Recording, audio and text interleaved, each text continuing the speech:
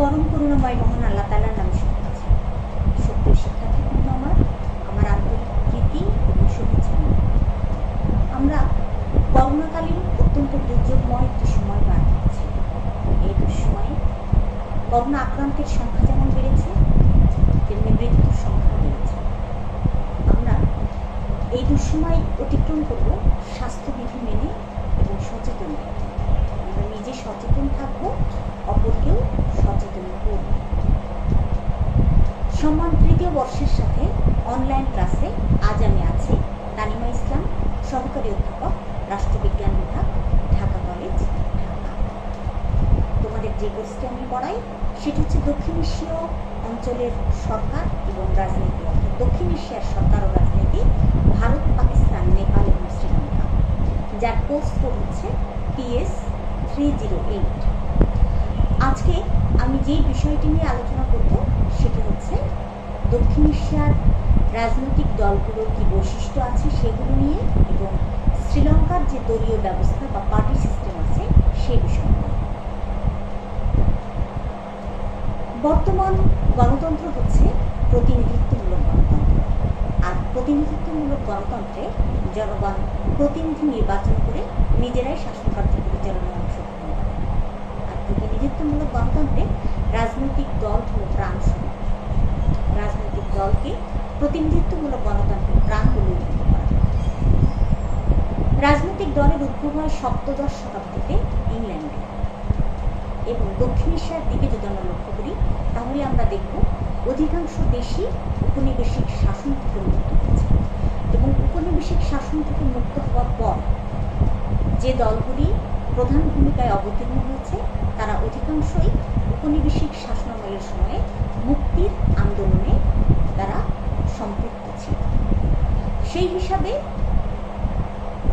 পাশ্চাত্য শিক্ষায় শিক্ষিত রাজনৈতিক দলের মধ্যে যেরকম আদর্শের উৎপত্তি ঘটেছে, তেমনি আবার সমাজতান্ত্রিক ও বামপন্থী দলেরও উদ্ভব করেছে। তো দক্ষিণ এশিয়ার অঞ্চলের রাজনীতির বা রাজনৈতিক দলগুলির যে সাধারণ বৈশিষ্ট্য সেগুলো নিয়ে আমরা আলোকপাত করছি। শুরুতে আমরা বলছি যে বহুদলীয় ব্যবস্থা বিদ্যমান। দক্ষিণ এশিয়ার রাজনৈতিক দলগুলো বহুদলীয় তন্ত্রের বা বহু দলের ভিত্তিতে গঠিত হয়েছে, অর্থাৎ দক্ষিণ এশিয়ার রাজনীতি বহু দলের ভিত্তিতে, এখানে বহুদলীয় ব্যবস্থা বিদ্যমান। ভারতে আমরা দেখেছি সংসদীয় গণতন্ত্র প্রবর্তন হয়েছে এবং সেখানে প্রতিষ্ঠিত হয়েছে, কিন্তু পাকিস্তানে কিন্তু সংসদীয় গণতন্ত্র প্রতিষ্ঠিত হতে পারেনি। এই দুইটির মূল কারণ কিন্তু রাজনৈতিক দল। ভারতে সুসংগঠিত এবং শক্তিশালী রাজনৈতিক দল ছিল বলেই সংসদীয় গণতন্ত্র প্রতিষ্ঠিত হয়েছে। অপরপক্ষে পাকিস্তানে সুসংগঠিত এবং শক্তিশালী রাজনৈতিক দল ছিল না বলেই কিন্তু সংসদীয় গণতন্ত্র আজও সেখানে প্রতিষ্ঠিত হতে পারেনি।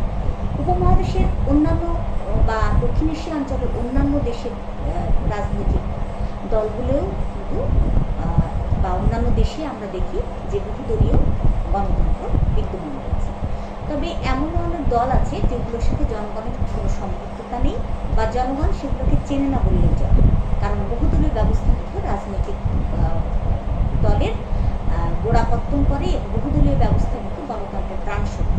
সুতরাং দক্ষিণ এশিয়ার রাজনীতিতে বহুদলীয় ব্যবস্থা একটি অন্যতম বৈশিষ্ট্য। এরপরে দ্বিতীয় যে বৈশিষ্ট্য দক্ষিণ এশিয়ার রাজনৈতিক দলগুলো, সেটা হচ্ছে মধ্যবিত্ত শ্রেণীর প্রভাব এখানে লক্ষ্য করা। আমরা দেখেছি যে এখানকার যারা নেতা উঠে এসেছেন বা যারা নেতৃত্ব দিয়েছেন তারা কিন্তু অধিকাংশই মধ্যবিত্ত শ্রেণী থেকে উঠে আসে, এবং মধ্যবিত্ত শ্রেণীর ব্যাপক অংশগ্রহণ কিন্তু রাজনীতিতে পরিলক্ষিত হয়। আমরা বঙ্গবন্ধু শেখ মুজিবুর রহমানের কথা বলতে পারি, তিনি মধ্যবিত্ত শ্রেণী থেকে উঠে এসেছেন। ভারতের মহাত্মা গান্ধীর কথা বলতে পারি। সুতরাং এখানে বা দক্ষিণ এশিয়ার রাজনৈতিক দলগুলো কিন্তু দেখা যাচ্ছে যে তাদের যে নেতারা বা তাদের রাজনৈতিক দলগুলোর মধ্যে যে অংশগ্রহণ সেটা অধিকাংশই মধ্যবিত্ত শ্রেণী থেকে আনে। তৃতীয় যে বৈশিষ্ট্যটি আমরা বলতে পারি সেটা হচ্ছে ক্ষমতা লাভের আকাঙ্ক্ষা বা ক্ষমতা লাভের লিপ্সা থাকে দক্ষিণ এশিয়ার রাজনৈতিক দলগুলো। সাধারণভাবেই রাজনৈতিক দলগুলো তাদের ক্ষমতায় যেয়েই কিন্তু তাদের আদর্শ নীতি এবং কর্মসূচির বাস্তবায়ন করে। তো সেই হিসাবে ক্ষমতা লাভ একটা সাধারণ আকাঙ্ক্ষা, কিন্তু দক্ষিণ এশিয়ার রাজনৈতিক দলগুলোর মধ্যে এই আকাঙ্ক্ষাটা আবার একটু বেশি পরিমাণে দেখা যায়, যখন তারা ব্যক্তিগত স্বার্থকে প্রাধান্য দেয়, দলীয় স্বার্থকে প্রাধান্য দেয়, কিন্তু জাতীয় স্বার্থকে প্রাধান্য দেয় না। যদি পাকিস্তানের মুসলিম লীগের কথা আমরা বলি, তাহলে দেখব যে মুসলিম লীগ কিন্তু ক্ষমতাকে আঁকড়ে ধরে রাখার জন্য সাধারণ নির্বাচনী অনুষ্ঠান করেন বছর ধরে, এবং মুসলিম লীগ দলীয় স্বার্থকে ব্যক্তির স্বার্থকে প্রাধান্য দেওয়ার ফলেই কিন্তু সেখানে রাজনৈতিক ব্যবস্থা অচল হয়ে উঠেছে। এবং অন্যান্য দেশের রাজনৈতিক দলগুলোর মধ্যে আমরা দেখি যে ক্ষমতা লাভের তীব্র আকাঙ্ক্ষা বিদ্যমান রয়েছে। এবারে আমরা যে পয়েন্টটি বলছি সেটা হচ্ছে দক্ষিণ এশিয়ার রাজনীতিতে শক্তিশালী বিরোধী দলের অভাব রয়েছে। আমরা জানি যে শক্তিশালী বিরোধী দল কিন্তু গণতন্ত্রকে সঠিক পথে পরিচালিত করে। একটি দেশে যদি শক্তিশালী গণতান্ত্রিক রাজনৈতিক দল থাকে, তাহলে সরকার কিন্তু স্বৈরাচারী হওয়ার প্রবণতা থাকে না, বা সরকার স্বৈরাচারী হতে পারে না। কারণ বিরোধী দলগুলো সরকারের সমালোচনা করে এবং সরকারকে সঠিক পথে, জনমতের ভিত্তিতে সরকারকে সঠিক পথে বাধ্য করে। কিন্তু দক্ষিণ এশিয়ার রাজনীতিতে দেখা যায় যে বিরোধী দলের, শক্তিশালী বিরোধী দলের, সুসংগঠিত বিরোধী দলের অভাব রয়েছে। এবং অনেক সময় দেখা যায় যে যারা ক্ষমতায় থাকে তারা বিরোধী দলকে প্রাধান্য দেন না, নিজেদের মতামতকে বেশি গুরুত্ব দেন। এই যে শক্তিশালী বিরোধী দলের অভাব, সেটা গণতন্ত্রকে সুসংহত করতে সহায়তা করছে।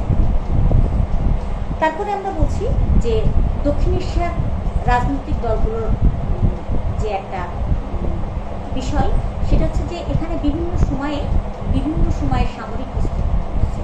ভারত ব্যতীত বাংলাদেশ, পাকিস্তান এবং অন্যান্য রাষ্ট্রের যে রাষ্ট্রগুলোতে রয়েছে কম বেশি সামরিক হস্তক্ষেপ হয়েছে। এবং রাজনৈতিক দলগুলো কি করে, তারা প্রথমে ক্ষমতা গ্রহণ করে এবং ক্ষমতা গ্রহণের পর তাদের ক্ষমতাকে বৈধ করার জন্য তারা একটি রাজনৈতিক দল গঠন করে এবং রাজনৈতিক দলের মাধ্যমে তাদের কর্মসূচি বাস্তবায়ন করতে চায়। তারা ক্ষমতায় থাকতে চায়, তাদের ক্ষমতাকে বৈধ করতে চায় এবং জনগণের সামনে তারা উপস্থাপন করতে চায় যে তারা গণতন্ত্রের জন্য ক্ষমতায় এসেছে, গণতন্ত্র নেই বলেই ক্ষমতায় এসেছে। গণতন্ত্র যদি ফিরিয়ে দেওয়া হয় এবং ফিরিয়ে নেওয়া সম্ভব হয়, বা গণতন্ত্র যদি পুনঃপ্রতিষ্ঠা করেই তারা আবার ব্যারাকে থেকে চলে যায়। কিন্তু বাস্তবে দেখা যায় যে সামরিক বাহিনী আসলে ব্যারাকে ফিরে যায় না এবং রাজনৈতিক দল গঠন করে ক্ষমতা আঁকড়ে ধরে রাখে, যার ফলে রাজনৈতিক দলগুলো তাদের নির্বাচনী কর্মকাণ্ড পরিচালনা করতে পারে। এরপরে আমরা বলছি দক্ষিণ এশিয়ার রাজনৈতিক দলগুলোর যে অতিমাত্রায় সাধারণ বৈশিষ্ট্য, সেটি হচ্ছে যে তারা অতিমাত্রায় ধর্মঘট পালন করে এবং ধর্মঘট এত বেশি পরিমাণে ধর্মঘটের ডাক দেয় যে অনেক সময় তারা রাজনৈতিক ব্যবস্থায় অচল হয়ে পড়ে, জনগণ ভোগান্তিতে পড়ে। যেমন কখনো কখনো তারা শান্তিপূর্ণ উপায় না গিয়ে অগ্নিসংযোগ করে, ভাঙচুর করে এবং ঘন ঘন হরতালের ডাক দেওয়ার ফলে কিন্তু বহির্বিশ্বে দক্ষিণ এশিয়ার দেশগুলোর ভাবমূর্তিপূর্ণ হয় এবং গণতান্ত্রিক ব্যবস্থা বিপর্যস্ত হয়।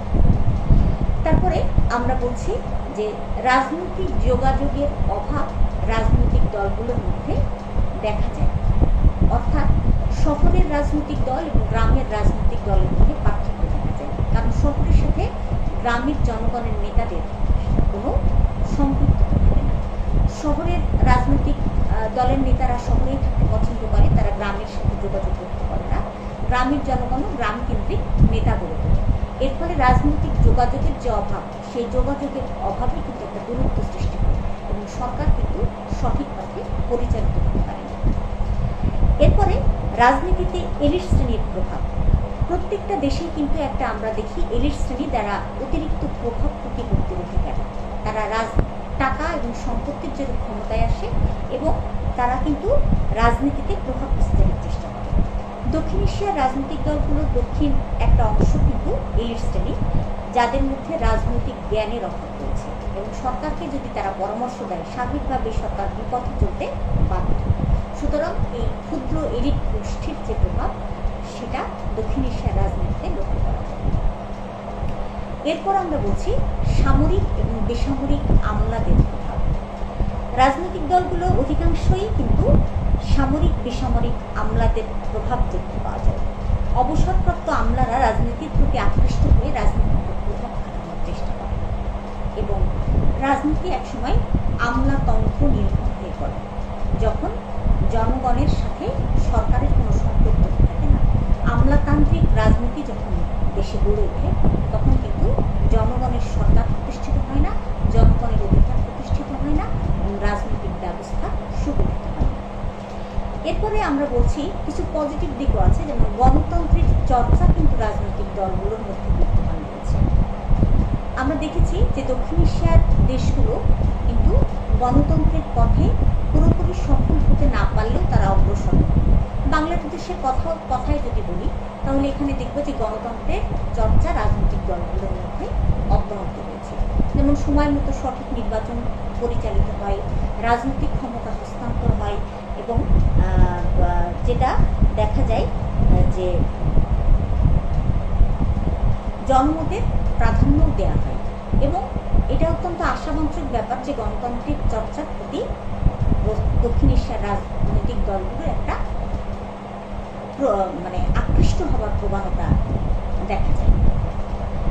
এরপরে আমরা বলছি যে দলীয় ক্ষমতা কেন্দ্রীভূত থাকে রাজনৈতিক দলের মধ্যে। যেমন ভারতের রাজনৈতিক দলের ক্ষমতা কেন্দ্রীয় কমিটির হাতে ন্যস্ত। কেন্দ্রীয় কমিটি যেসব নীতি এবং কর্মসূচি প্রণয়ন করে, মাঠ পর্যায়ে কিন্তু নেতারা সেগুলোই বাস্তবায়ন করে। দলীয় সভাপতি এবং প্রধানমন্ত্রী হিসাবে যে কেন্দ্রীয় সভাপতি যে দিক নির্দেশনা দেন, তাই চূড়ান্তভাবে দক্ষিণ এশিয়ার দলগুলো মেনে নেয়। তাহলে কেন্দ্রীয় যে একটা প্রবণতা, সেটা দক্ষিণ এশিয়ার রাজনৈতিক দলগুলোর মধ্যে লক্ষ্য করা যায়। এরপরে নীতি এবং মতাদর্শের পার্থক্য। আমরা পূর্বেই বলেছি যে বিভিন্ন নীতি এবং মতাদর্শের পার্থক্য রয়েছে। যেমন বাংলাদেশেই রয়েছে বঙ্গবন্ধু শেখ মুজিবুর রহমানের আদর্শ, জিয়াউর রহমানের আদর্শ, তারপরে সমাজতান্ত্রিক আদর্শ ইত্যাদি। সাম্যবাদী ভারতে রয়েছে, গান্ধীবাদী আদর্শ। এই যে নীতি আদর্শের পার্থক্য কিন্তু পরিলক্ষিত হয় দক্ষিণ এশিয়ার রাজনৈতিক দলগুলোর মধ্যে। এবং সব শেষে আমরা যেটা বলছি যে সাম্প্রদায়িক দলের উপস্থিতি লক্ষ্য করা যায়, এবং সাম্প্রদায়িক দলগুলো কিন্তু মাঝে মাঝে সাম্প্রদায়িক দাঙ্গায় জড়িয়ে পড়ে এবং সাম্প্রদায়িক উস্কানিতে জড়িয়ে পড়ে, যেগুলো গণতান্ত্রিক ব্যবস্থাকে কিন্তু ক্ষতিগ্রস্ত করে। যদি আমরা দেখি ভারতে হিন্দু মহাসভা, আকালি দল, রামরাজ্য, পাকিস্তানি মুসলিম লীগ, বাংলাদেশেও রয়েছে এরকম সাম্প্রদায়িক রাজনৈতিক দল, যারা গণতন্ত্রকে বিনষ্ট করার জন্য সাম্প্রদায়িক উস্কানি দেয়। তাহলে আমরা দেখছি যে দক্ষিণ এশিয়ার যে রাজনৈতিক দলের সাধারণ বৈশিষ্ট্য, সেগুলো কিন্তু সর্বসাধারণের কল্যাণ বয়ে আনতে এখনও কিন্তু ব্যাপক বাধা সৃষ্টি করছে। যদি রাজনৈতিক দলগুলো নিজেদের মধ্যে ত্রুটি বিচ্যুতি দূর করে, শক্তিশালী বিরোধী দল গঠন করে, এবং সরকার এবং বিরোধী দল মিলে যদি জনমতকে প্রাধান্য দিয়ে দেশকে উন্নয়নের পথে এগিয়ে নিয়ে যায়, তবেই কিন্তু দক্ষিণ এশিয়ার রাজনীতি হবে শক্তিশালী হবে এবং রাজনৈতিক ব্যবস্থাও শক্তিশালী হবে। এবারে আমরা শ্রীলঙ্কার রাজনৈতিক দলের যে বৈশিষ্ট্য, সেই শ্রীলঙ্কার রাজনৈতিক দলগুলো কি আছে, কি রাজনৈতিক দল আছে, এবং সেখানে শ্রীলঙ্কার রাজনৈতিক দলগুলোর নীতি আদর্শ কেমন, সেখানে কেমন ব্যবস্থা প্রচলিত, সেই বিষয়ে আমরা আলোচনা করছি। 1600 সাল থেকে 1948 সাল পর্যন্ত শ্রীলঙ্কা উপনিবেশিক শাসন থাকে, অর্থাৎ বিভিন্ন জাতি দ্বারা এই সময় শ্রীলঙ্কা শাসিত হয়েছে। শ্রীলঙ্কায় তাই পাশ্চাত্য দেশগুলোর রাজনৈতিক ধারার প্রভাব লক্ষণীয়। রাজনৈতিক ইতিহাস যদি পর্যালোচনা করি, তাহলে দেখা যাবে যে শ্রীলঙ্কায় মূলত বহুদলীয় ব্যবস্থা ছিল, এবং 1960 সাল পর্যন্ত শ্রীলঙ্কায় 9টি রাজনৈতিক দল ছিল। এই রাজনৈতিক দলের নীতি আদর্শ ভারতীয় রাজনৈতিক দলের সাথে সামঞ্জস্যপূর্ণ ছিল। তো দেখা যাচ্ছে যে এশিয়ার অন্যান্য দেশের মতো শ্রীলঙ্কার রাজনৈতিক দলগুলো কিন্তু সুশৃঙ্খল এবং সুসংগঠিত ছিল না। তাদের মধ্যে কিন্তু স্বার্থান্বেষী প্রবণতা ক্রিয়াশীল এখনও রয়েছে। অধিকাংশ ক্ষুদ্র রাজনৈতিক দলগুলো ক্ষুদ্র ক্ষুদ্র গ্রুপে বিভক্ত হয়, যার ফলে দলগুলো নিজেদের মধ্যে সুসম্পর্ক প্রতিষ্ঠা করতে পারে না, এবং যার ফলাফলস্বরূপ আমরা দেখেছি যে এলটিটির মতো জঙ্গি সংগঠনের সৃষ্টি হয়। লিবারেশন টাইগার তামিল ইলাম, এই শ্রীলঙ্কার রাজনীতিতে যে দলটি গুরুত্বপূর্ণ ভূমিকা পালন করেছে সেটা হচ্ছে ইউএনপি। সেই ইউএনপি নিয়ে আমরা আলোচনা করছি। ইউএনপি হচ্ছে ইউনাইটেড ন্যাশনাল পার্টি। এটি শ্রীলঙ্কার অন্যতম প্রধান রাজনৈতিক দল। ইউএনপি 1946 সালে গঠিত হয় এবং 1956 সাল পর্যন্ত দেশটি রাষ্ট্রীয় ক্ষমতায় অধিষ্ঠিত হয়। রাষ্ট্রীয় ক্ষমতায় অধিষ্ঠিত থাকা পর্যন্ত সত্ত্বেও কিন্তু তারা সুসংগঠিত এবং সুশৃঙ্খল হতে পারেনি। এদের যে প্রধান নেতা ছিলেন তার নাম ছিল DS সেনানায়ক। সেনানায়ক যখন সফলতার সঙ্গে দেশ পরিচালনা অবশ্য করতে চেষ্টা করেছেন, তিনি উচ্চ মধ্যবিত্ত শ্রেণীর রাজনীতিকদের একত্রিত করেছিলেন এবং পাশ্চাত্য শিক্ষায় শিক্ষিত ছিলেন। সেনানায়ক প্রস্তাবিত শাসনতন্ত্র প্রণয়ন করতে চেয়েছিলেন। গণতন্ত্রের প্রতি তার অনুরাগ ছিল, ধর্মনিরপেক্ষতা নীতির প্রতি তার অনুরাগ ছিল এবং জাতীয় চেতনার দৃষ্টিভঙ্গির প্রতি তার আন্তরিকতা ছিল। 1947 সাল থেকে 1956 সালকে বিভিন্ন যে লেখক তারা মূল্যায়ন করেছেন এইভাবে। একদিকে প্রধানমন্ত্রী সেনানায়ক বৈদেশিক নীতিকে সুসংহত করার চেষ্টা করেছিলেন। পররাষ্ট্র বিষয়ে তিনি সম্পূর্ণভাবে নিয়োজিত ছিলেন এবং তিনি কমনওয়েলথকে শক্তিশালী করেন এবং শ্রীলঙ্কাকে কমনওয়েলথের দিকে সুসংগঠিত করেন বা সংগঠিত করেন। স্বাধীনতার প্রথম বছরগুলোতে তার সরকার দেশকে রাজনৈতিক স্থিতিশীলতার পথে নিয়ে যায়। 1948 সালের নাগরিকতা আইনের 18 নম্বর ধারায় ভারতীয়দের রাজনৈতিক অধিকার খর্ব করে তিনি সিংহলী এবং ভারতীয় সিংহলীদের নাগরিকতা প্রদান করেন। 1949 সালের নাগরিকতা আইনের 3 নম্বর ধারা অনুযায়ী পাকিস্তানি এবং ভারতীয় বাসিন্দাদের শ্রীলঙ্কার নাগরিকত্ব লাভের জন্য রেজিস্ট্রেশন করার শর্ত আরোপ করা হয়। পরে কিন্তু একটা অস্থিতিশীল অবস্থা সৃষ্টি হয়। 1952 সালে প্রধানমন্ত্রী অকস্মাৎ নিহত হন এবং এরপরে কিন্তু ইউএনপির মধ্যে ষড়যন্ত্র শুরু হয়। নিহত হওয়ার পর তার ছেলে জনগণের মতামত নিয়ে ডাডলি সেনানায়ক, যার নাম, তিনি ক্ষমতায় আসেন। তিনিও দীর্ঘদিন ধরে ক্ষমতায় থাকতে পারেননি এবং তার সময় অর্থনৈতিক বিভিন্ন কারণ ছিল যার কারণে জনগণে অসন্তুষ্ট ছিল। 1965 সালের নির্বাচনে কিন্তু পুনরায় আবার ইউএনপি বা ইউনাইটেড ন্যাশনাল পার্টি ক্ষমতায় আসে। ইউএনপির যুব শাখা বেকার যুবকদের সমর্থন আনতে সমর্থ হয় এবং বামপন্থী দলকে ভোট না দিয়ে বেকার যুবকরা ইউএনপিকে ভোট দিয়েছিল। বর্তমানে ইউএনপি শ্রীলঙ্কায় বিরোধী দলের ভূমিকা পালন করছে এবং রনিল বিক্রমসিংঘের নেতা। তিনি নিত্য প্রয়োজনীয় দ্রব্যের মূল্য বৃদ্ধির প্রতিবাদে প্রায়ই সরকারকে চাপ দেন এবং জনগণকে তার পক্ষে নিয়ে আসার চেষ্টা করেন। যুদ্ধ বন্ধ করতে তামিলদের সাথেও কিন্তু তিনি তামিলদের বিপক্ষে তিনি প্রচারণা চালিয়েছেন। এরপরে আসছে পিপলস ইউনাইটেড পার্টি। 1956 সালকে শ্রীলঙ্কার ইতিহাসে একটি মাইল ফলক বলা হয়। 1956 সালের নির্বাচনে একটি ছোটখাটো বিপ্লব, যেখানে ইউএনপি শাসনামল পরাভূত হয়েছে এবং পিপলস ইউনাইটেড পার্টি গঠিত হয়েছে, যার সাথে অঙ্গ দল হিসাবে বন্দরনায়েকের ফ্রিডম পার্টি সংযুক্ত ছিল। তাহলে পিপলস ইউনাইটেড পার্টি ক্ষমতায় আসে 1956 সালের নির্বাচনে এবং তার সাথে ফ্রিডম পার্টিও জড়িত ছিল। এরপরে আমরা শ্রীলঙ্কান যে ফ্রিডম পার্টি, সেই শ্রীলঙ্কান ফ্রিডম পার্টির যে কি কর্মপরিকল্পনা, তাদের কি আদর্শ, তারা কি করেছে দেশের জন্য, সেটা নিয়ে আমরা আলোচনা করছি। বন্দর নায়ক ছিলেন প্রথমে ইউএনপি নেতা। ইউএনপির একজন সমর্থক হিসেবে তিনি DS সেনানায়কের স্থলাভিষিক্ত হবেন, এটাই প্রত্যাশা ছিল। তিনি শ্রীলঙ্কার রাজনীতিতে পদার্পণ করার জন্য পদক্ষেপ গ্রহণ করা অত্যন্ত প্রয়োজনীয় করেছিলেন। তিনি শ্রীলঙ্কার জনগণের মধ্যে শ্রেণীগত বৈষম্য থেকে উদ্বেগ প্রকাশ করেন এবং ইউএনপি থেকে সে কারণেই তিনি সমর্থন প্রত্যাহার নেন এবং শ্রীলঙ্কান ফ্রিডম পার্টি তিনি প্রতিষ্ঠা করেন। অর্থাৎ শ্রীলঙ্কান ফ্রিডম পার্টির যে প্রতিষ্ঠাতা তিনি বন্দরনায়েক। তিনি প্রথম দিকে ইংরেজির পরিবর্তে সিংহল এবং তামিল ভাষাকে প্রতিষ্ঠিত করতে অগ্রসর হন, কিন্তু পরে সিংহলিক এবং অক্সফোর্ডের ভাষা এবং শিক্ষার মাধ্যমের ভাষা হিসাবে প্রতিষ্ঠিত করেন। 1956 সালে পিপলস ইউনাইটেড পার্টির সঙ্গে ফ্রিডম পার্টি যুক্ত ছিল। বন্দরনায়েক দক্ষতার সাথে প্রধানমন্ত্রী হিসেবে শাসন কার্য পরিচালনা করেন।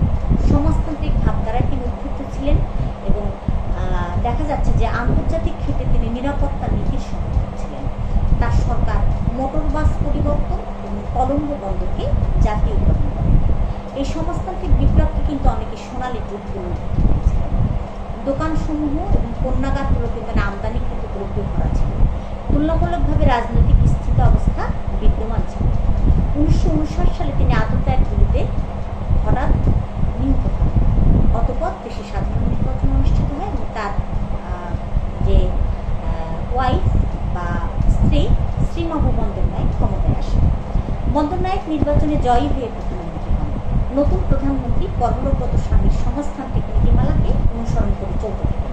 তবে তিনি ছিলেন রক্ষণশীল পরিবারের এবং সহকর্মীদের সাথে সহজে মেলামেশা করতে পারতেন না। মিসেস বন্দ্যোপাধ্যায়ের শিক্ষানীতি দেশে সবচেয়ে অসন্তোষের সৃষ্টি করেছিল এবং সে কারণেই অর্থনৈতিক কারণও ছিল শ্রীমাভু বন্দ্যোপাধ্যায় পরবর্তী নির্বাচনে পরাজিত হন। তাহলে এইভাবে আমরা দেখছি যে শ্রীলঙ্কান ফ্রিডম পার্টি শ্রীলঙ্কার রাজনীতিতে একটা গুরুত্বপূর্ণ ভূমিকা পালন করেছে। এরপরে যে আরও রাজনৈতিক দলগুলো আছে তার মধ্যে বামপন্থী রাজনৈতিক দলগুলোর কথা আমরা বলতে পারি। সেখানে রয়েছে কমিউনিস্ট পার্টি এবং লঙ্কা সমাজ পার্টি। বামপন্থী দলগুলোর মধ্যে রয়েছে কমিউনিস্ট পার্টি এবং লঙ্কা সমাজ পার্টি। সাধারণভাবে বামপন্থী দলগুলো কিন্তু ইংরেজ মার্কিন সাম্রাজ্যবাদী পরিচিত করে। পুঁজিপতিদের কিন্তু তারা প্রায়ই আক্রমণ করে। তারা দরিদ্র শ্রেণীর পক্ষে থাকে, তারা মধ্যবিত্ত শ্রেণীর পক্ষে থাকে এবং ভূসম্পত্তি বাজেয়াপ্তকরণের পক্ষে থাকে এবং রাষ্ট্রের অর্থনৈতিক বিষয়ে জাতীয়করণের যে পক্ষপাতী যে বিষয়গুলো থাকে সেগুলোর পক্ষে তারা মতামত দেয়। তাহলে বামপন্থী দলগুলোও মোটামুটিভাবে সেখানে একটা প্রভাব বিস্তার করছে।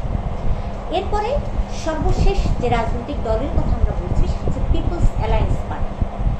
শ্রীলঙ্কার রাজনৈতিক পালাবদলে 1994 সালের নির্বাচনে বন্দ্যোপাধ্যায়ের মেয়ে চন্দ্রিকা কুমার ক্ষমতায় আসেন এবং তিনি এসে পিপলস অ্যালায়েন্স পার্টি গঠন করেন।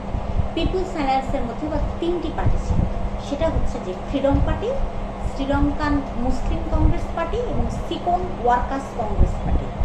Freedom party, Sri Lankan Muslim league party এবং সিকোন ওয়ার্কার্স পার্টি, এই তিনটি নিয়ে পিপলস অ্যালায়েন্স জোট তিনি গঠন করেন। কুমারকাঙ্গা 49% ভোট পেয়ে 2/3 ভোট না পেয়েও কিন্তু প্রধানমন্ত্রী নির্বাচন হয়। কুমারকাঙ্গা সরকার গঠন করার পর তামিল সমস্যার সমাধানে এতে তিনি গুরুত্ব আরোপ করেন। 1995 সালের এপ্রিলে সরকারের সাথে আলোচনার থেকে কিন্তু এলটিটি নিজেকে প্রত্যাহার করে নেয়। কারণ এলটিটির ভিলুকুল পিল্লাই প্রভাকরণ যিনি নেতা, তিনি ভয় পেতে শুরু করেন যে প্রেসিডেন্টের শান্তির বার্তা বা চন্দ্রিকা কুমার শান্তির বার্তা তামিলদেরকে প্রভাবিত করতে পারে। তাই ভিলুকুল্লাই প্রভাকরণ কিন্তু শান্তির পথে না গিয়ে সহিংসতার পথ বেছে নেয়। প্রেসিডেন্ট কুমারতুঙ্গার নেতৃত্বে 1999 সালের সাথে পিপলস অ্যালায়েন্স আবারও ক্ষমতায় আসে এবং তিনি কিন্তু তামিল সমস্যা দূর করার জন্য পিপলস অ্যালায়েন্সের যথেষ্ট চেষ্টা করেছেন। জাতিগত সমস্যা, ক্ষমতার বিকেন্দ্রীকরণ, নতুন নির্বাচন পদ্ধতি প্রভৃতি বিষয় সংস্কার সাধনেরও চেষ্টা চালিয়ে তিনি গেছেন। তাহলে যে 5টা পার্টির কথা আমরা বললাম, শুধু প্রথমে ইউএনপি বা ইউনাইটেড ন্যাশনাল পার্টি, দ্বিতীয়টা বলছি পিপলস ইউনাইটেড পার্টি, তৃতীয়টা বলছি শ্রীলঙ্কান ফ্রিডম পার্টি, চতুর্থটা বলছি বামপন্থী দল এবং সবশেষে পিপলস অ্যালায়েন্স পার্টি। বহুদলীয় ব্যবস্থা সেখানে থাকলেও এই 5টি রাজনৈতিক দলই অত্যন্ত গুরুত্বপূর্ণ ভূমিকা পালন করেছে। তো আমরা যদি দেখি তাহলে দেখব যে শ্রীলঙ্কার রাজনৈতিক দল ব্যবস্থার যে নীতি কর্মসূচি তা কিন্তু হরেক রকম, এবং শুরুতে আমরা বলেছি যে সুসংগঠিত ছিল না, রাজনৈতিক দলগুলো শক্তিশালী হতে পারে এবং শক্তিশালী না হওয়ার ফলে কিন্তু শ্রীলঙ্কাতে জাতিগত দ্বন্দ্ব, ভূখণ্ডগত দ্বন্দ্ব এবং সংবিধান সংশোধন নিয়ে এখনও দ্বন্দ্ব বিরাজমান রয়েছে। তাহলে আজকে আমরা দক্ষিণ এশিয়ার যে দেশ, সেই দেশগুলোর রাজনীতির সাধারণ বৈশিষ্ট্য নিয়ে আলোচনা করলাম এবং শ্রীলঙ্কান যে পার্টি সিস্টেম সেই বিষয়টি নিয়ে ব্যাপকভাবে আলোচনা করলাম। করোনাকালীন এই দুঃসময় কিন্তু সবসময় থাকবে না, আমরা আশাবাদী।